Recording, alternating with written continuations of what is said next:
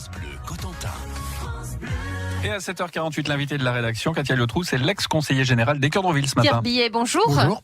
Alors, ce matin, vous êtes avec nous parce que vous remettez, on va dire, sur le tapis un projet vieux de 20 ans, je le disais, le contournement sud-ouest de l'agglomération cherbourgeoise. Une association, je crois, lancement en tout cas, a été acté hier. Oui, hier soir, nous avions une réunion pour voir un petit peu les possibilités qui s'offraient à nous, la mobilisation, et il a été donc décidé hier soir de lancer cette association pour la promotion de cette voie de contournement sud-ouest de l'agglomération, dont les statuts seront déposés en sous-préfecture dans les prochains jours. Pourquoi c'est si important à vos yeux ?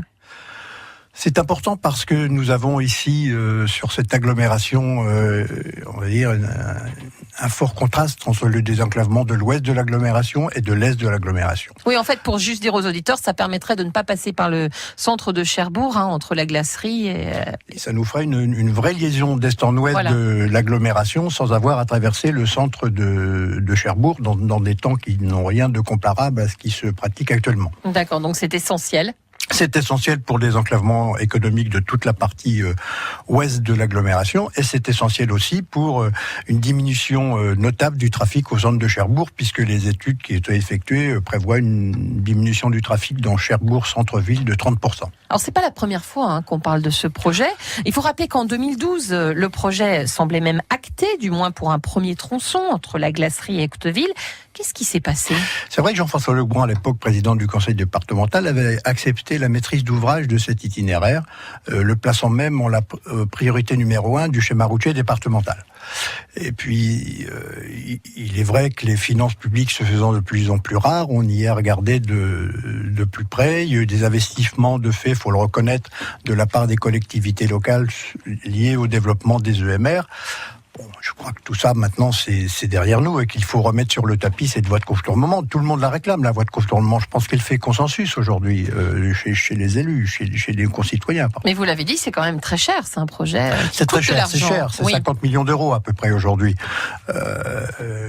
On a créé des structures, notamment on a fait Cherbourg en Cotentin, on a fait le Cotentin, on a réunifié les deux Normandies, on nous a dit créons des structures, regroupons-nous pour nous permettre d'avoir des équipements dignes d'une agglomération, d'un territoire, d'une région. C'est fait aujourd'hui. Donc voilà, c'est le moment de prouver que tous ces regroupements-là, tous ces regroupements communaux, intercommunaux, régionaux, vont permettre d'avoir des investissements qui n'étaient pas possibles de faire précédemment. Alors le département, on l'a entendu aussi sur cette antenne à plusieurs reprises, a des objectifs, notamment sur d'autres axes, l'axe routier Saint-Lô-Coutances, Granville-Avranches.